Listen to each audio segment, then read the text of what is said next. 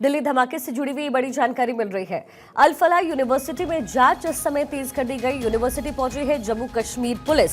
पूरे मामले में छानबीन इस समय चल रही है और अल फलाह यूनिवर्सिटी में जांच इस समय तेज नजर आ रही है। यूनिवर्सिटी जम्मू कश्मीर की पुलिस टीम पहुंच चुकी है।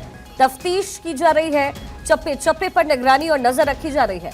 कुछ तस्वीरें हम आपको साथ साथ दिखा रहे हैं। अल फलाह यूनिवर्सिटी, जहां कहा जा रहा है कि पूरे ब्लास्ट की प्लानिंग रची गई। अल फलाह यूनिवर्सिटी के चप्पे चप्पे को इस समय जम्मू कश्मीर पुलिस खंगालती हुई नजर आ रही है। एक्शन में सरकार, अल फलाह यूनिवर्सिटी में चप्पे चप्पे पर निगरानी, जम्मू कश्मीर पुलिस की तलाशी अभियान चल रही है। दिल्ली धमाके से जुड़ा हुआ ये बड़ा अपडेट आपके सामने।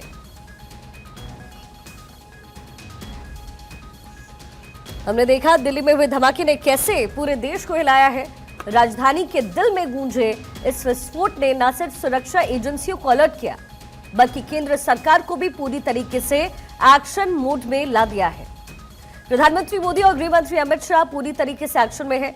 दोनों नेताओं ने साफ संकेत दिया है कि देश की शांति भंग करने वालों को किसी भी सूरत में बख्शेंगे नहीं। जानकारी के मुताबिक प्रधानमंत्री मोदी लगातार हालात की निगरानी कर रहे हैं, जबकि अमित शाह ने दिल्ली पुलिस, एनआईए और इंटेलिजेंस ब्यूरो के अधिकारियों के साथ एक के बाद एक समीक्षा बैठकें की हैं। आतंक के इस कृत्य के पीछे छिपे नेटवर्क को ध्वस्त करने के लिए रणनीतिक तैयारी की जा रही है। सरकार का रुख बिल्कुल स्पष्ट है। आतंकवाद के खिलाफ जीरो टॉलरेंस की नीति पर कोई समझौता नहीं होगा। तो एक्शन में इस समय गृह मंत्री अमित शाह और प्रधानमंत्री मोदी नजर आ रहे हैं। चप्पे चप्पे पर निगरानी रखी जा रही है। अल फलाह यूनिवर्सिटी पूरी तरीके से इस जगह को खंगाला जा रहा है, क्योंकि कहा जा रहा है मास्टरमाइंड उमर और उसके जो साथी हैं यही इसी यूनिवर्सिटी में बैठ करके प्लानिंग रचते थे। जम्मू कश्मीर पुलिस की टीम यहां अल फलाह यूनिवर्सिटी समय पहुंच गई है। ये टेरर अटैक जो दिल्ली में हुआ है, प्लानिंग कितनी बड़ी थी, इसको लेकर के जो तार है वो जोड़े जा रहे हैं।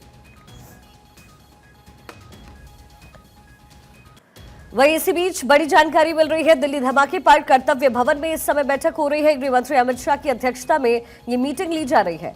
दिल्ली की सीएम रेखा गुप्ता भी बैठक का हिस्सा है। दिल्ली धमाके पर कर्तव्य भवन में बैठक हो रही है। गृह मंत्री अमित शाह की अध्यक्षता में इस बैठक को रखा गया है। दिल्ली सीएम रेखा गुप्ता भी बैठक का हिस्सा।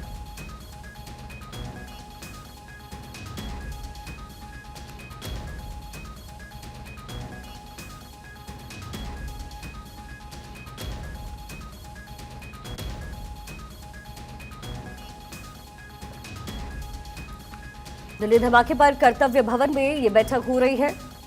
दिल्ली की सीएम रेखा गुप्ता की मौजूदगी भी यहां पर है। गृह मंत्री अमित शाह की अध्यक्षता में इस मीटिंग को किया जा रहा है। दिल्ली धमाके पर कर्तव्य भवन में ये बड़ी बैठक गृह मंत्री अमित शाह ने बुलाई है। चप्पे चप्पे पर निगरानी रखी जा रही है। देश भर में इस समय अलर्ट भी है।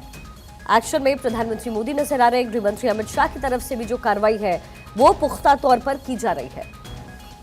गृह मंत्री अमित शाह की अध्यक्षता में इस बैठक को रखा गया है। दिल्ली धमाके पर कर्तव्य भवन में ये बड़ी बैठक इस समय की जा रही है।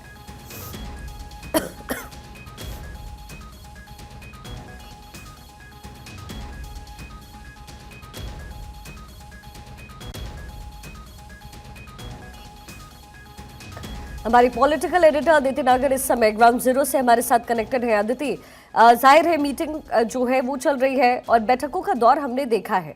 प्लानिंग बड़ी है, क्योंकि जिस तरीके से ये साजिश रची गई है और अब जो डॉट्स कनेक्ट हो रहे हैं वो पाकिस्तान तक पहुंचते हुए नजर आ रहे हैं। इस बार पाकिस्तान को वो सब देखना होगा जो वो देखना नहीं चाह रहा था पिछली बार।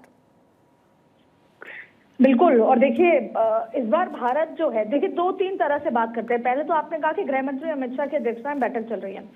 लगातार बैठकों का दौर है और 1-to-1 भी बैठकें हो रही हैं आवाज पर। कल देर रात भी अमित शाह की लगातार बैठकें रही और इसके अलावा एनआईए की एडीजी की बात कर लें, एनएसजी से बात कर लें, या ऐसे तमाम जो दूसरे सिक्योरिटी जो पर्सनल हैं या यूं कहें कि सिक्योरिटी एजेंसीज हैं, उनसे लगातार बात हो रही है। आपको याद होगा कि कल प्रधानमंत्री से भी अमित शाह की 1-to-1 एक लंबी विस्तार से मुलाकात हुई थी। अब देखिए 3-4 चीजें हैं। पहला ये समझने की बात है, आपने पाकिस्तान का जिक्र किया, सबसे इम्पोर्टेंट बात यह है कि आपने देखा होगा कि कल जो रेजोल्यूशन सीसीए कैबिनेट की बैठक में और सीसीएस की बैठक में लिया गया, उसमें ये एक्सेप्ट किया गया कि टेरर अटैक है। और अब मैं आपको थोड़ा सा पीछे लेके चलती हूँ।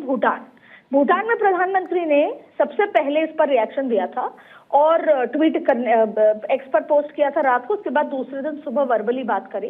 तो अब उन्होंने हिंदी में भी बोला कि जो इसके पीछे हैं उनको नहीं बख्शा जाएगा, फिर इंग्लिश में भी बोला। और ये बात इसलिए समझने की जरूरत है कि वो कहीं ना कहीं अमेरिका और दूसरे देशों को इस बात का मैसेज देना चाह रहे थे। फिर कल जब रेजोल्यूशन आया तब भी उसमें खास तौर पे कहा था कि वो लोग जो संलिप्त हैं और वो लोग जो सहयोग कर रहे हैं और वो लोग जो इसके पीछे हैं उन किसी को भी नहीं छोड़ा जाएगा। तो कई बार क्या होता है, कई बार हमें एयर स्ट्राइक करके समझाना पड़ता है, कई बार हमें अंदर घर में घुसकर वैसे समझाना पड़ता है, कई बार आपने देखा कि हमने जो ऑपरेशन सिंदूर में किया वैसे समझाना पड़ता है, और कई बार दूसरे तरीके समझाना पड़ता है। तो अभी क्या हो रहा है, देखिए इस पूरे जो टेरर अटैक हुआ उसके 2 भाग हैं। एक भाग ये है कि जो देखिए 2 तरीके के आतंकवाद हमले होते हैं। एक ये होता है कि सरहद पार कोई घुसा, उन्होंने बंदूक से मार दिया। एक होता है कि जो इनके जैसे कि वो एक मौलवी पकड़ा गया इरफान के कनेक्शन में ये लोग आए थे, डॉक्टर्स जो श्रीनगर से थे, और डॉक्टर मुजम्मिल आया, डॉक्टर आदिल आया, और धीरे धीरे इनका पूरा कनेक्शन बढ़ता गया। फिर इनको ऐसे टेलीग्राम ग्रुप से जोड़ा जहां पर रोज हेट्रेड स्पीच होती थी, जहां पर रोज इस तरीके के ग्रुप से जोड़ा गया, और फिर उनको रेडिकलाइज किया गया। तो एक ऑपरेशन जो अमित शाह जो हैंडल कर रहे हैं वो ये है कि अभी फिलहाल ऐसे कितने सारे टेलीग्राम से जुड़े हुए वो मेंबर्स हैं जिनको तोड़ा जाए, और अभी जो यहाँ पर जो नेक्सस है स्लीपर सेल्स का, या जिनको रेडिकलाइज करके जिम्मेदारी दी गई है, उनको तोड़ा जाए। और दूसरा है कि हमें क्या एक्शन लेना है, पाकिस्तान को क्या सबक सिखाना है। अब मैं आपको लेकर चलती हूँ जो अमेरिका की तरफ से रिएक्शन आया है। अमेरिका ने क्या कहा कि दोनों का जो भी हुआ ये एपिसोड, उसमें पोटेंशियल है कि पाकिस्तान और अमेरिका के बीच में कुछ हो जाए झड़प, लेकिन उन्होंने ये तारीफ करी कि फिलहाल जो इन्वेस्टिगेशन हो रही है वो बड़ी प्रोफेशनल तरीके से हो रही है। तो एक बार जब मीडिया ने उनसे पूछा तो उन्होंने कहा कि एक बार वो प्रोफेशनल जो पूरी मीटिंग है, जो एजेंसीज द्वारा किए जा रही है इन्वेस्टिगेशन, वो पूरी हो जाए, उसके बाद हम तह तक पहुंचेंगे। यानी अभी भी अमेरिका बच रहा है पाकिस्तान का नाम लेने में, लेकिन पूरा विश्व ये एक्सेप्ट कर रहा है कि ये टेरर अटैक है, और डाउन द लाइन ये समझ रहा है कि ये फिर पाकिस्तान की सरजमी से हुआ है। बिल्कुल, और कहीं ना कहीं इस बात का अंदाजा पहले भी लगाया जा रहा था अदिति, जैसे ही ये ब्लास्ट होता है उसके बाद अंदाजा कमोबेश लग चुका था कि पाकिस्तान की ही नापाक हरकत है। लेकिन अभी तक का क्विक अपडेट अगर मैं जानना चाहूँ अदिति तो वो क्या है, क्योंकि धीरे धीरे डॉट्स कनेक्ट हो रहे हैं, जम्मू कश्मीर तक पहुंचे, इसके बाद आगे बढ़ते हुए पाकिस्तान तक पहुंचता नजर आ रहा है, और साथ ही मीटिंग जो इस समय गृहमंत्री अमित शाह के आवास पर, माफ कीजिएगा, कर्तव्य भवन में हो रही है, उसको लेकर के क्या अपडेट है अदिति?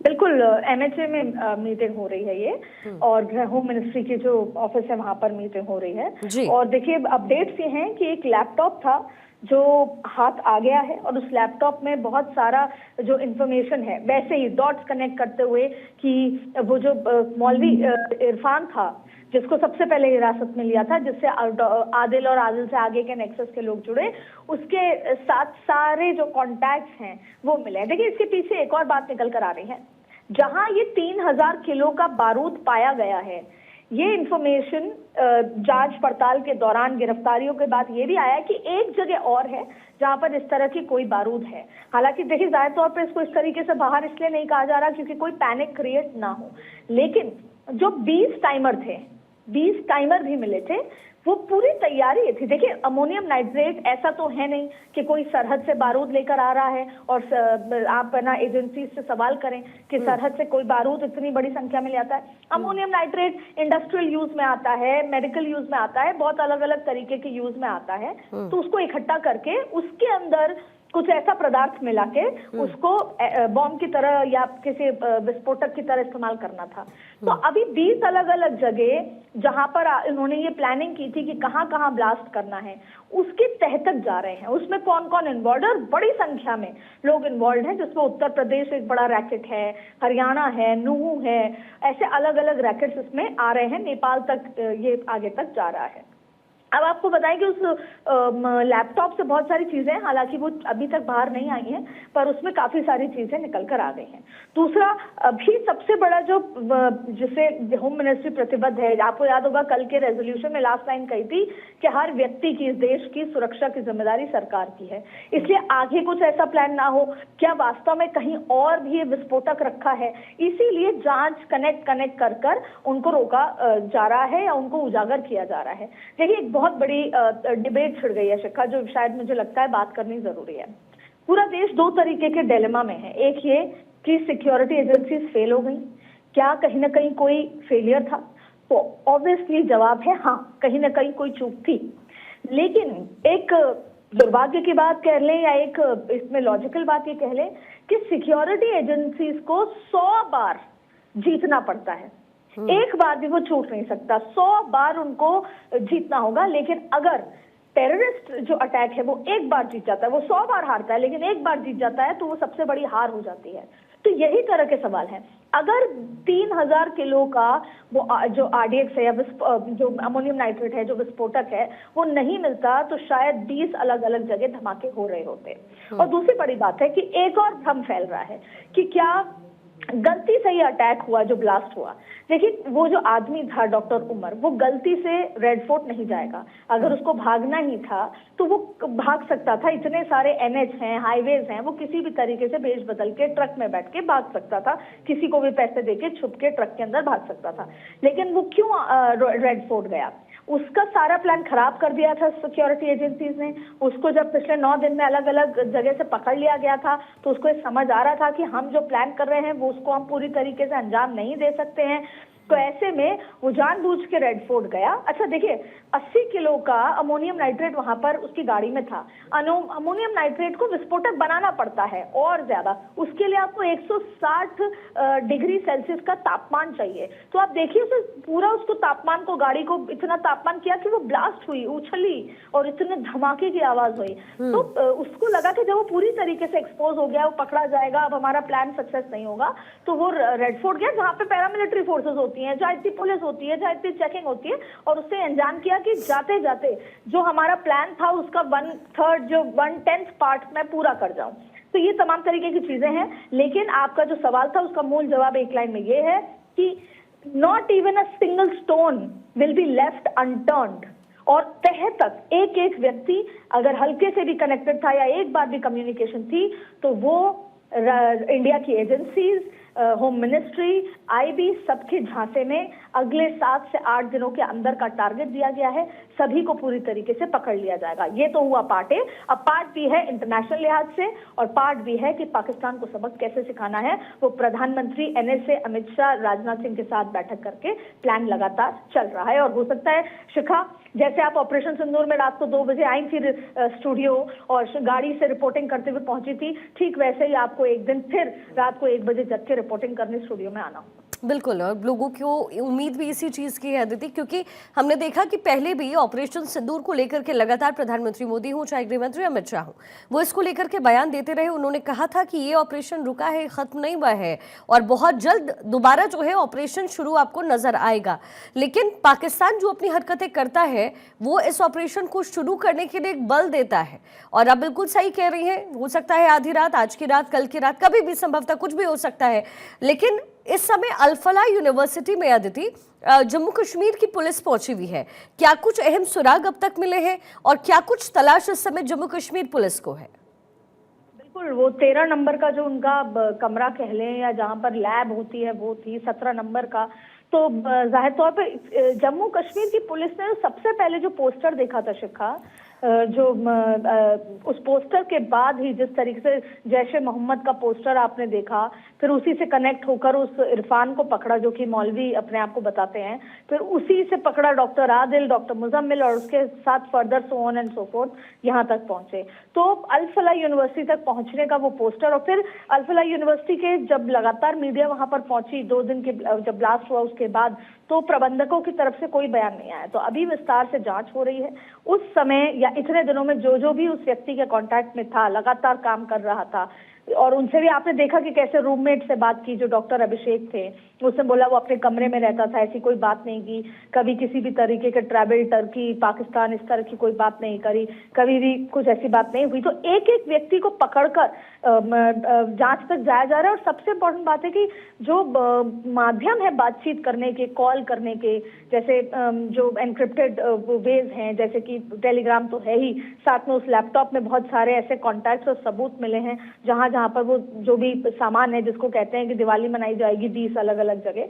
तो जाहिर तौर पे इस एक एक छोटे छोटे सुराग को पकड़ा जा रहा है। एक और इम्पोर्टेंट बात जो सवाल था जिसका इंतजार है, शायद आज रात या कल तक पता लग सकता है, कि जब डॉक्टर उमर की मां का डीएनए सैंपल लेकर आए हैं, जिससे ब्लास्ट के दौरान जो गाड़ी में थे 3 लोग, उनमें से डॉक्टर उमर जिंदा है या भाग गया, उसका चेक करने के लिए वो डीएनए सैंपल भी चेक किया जा रहा है। तो ऐसी बहुत सारी चीजें हैं जिसको कड़ी दर कड़ी चेक किया जा रहा है।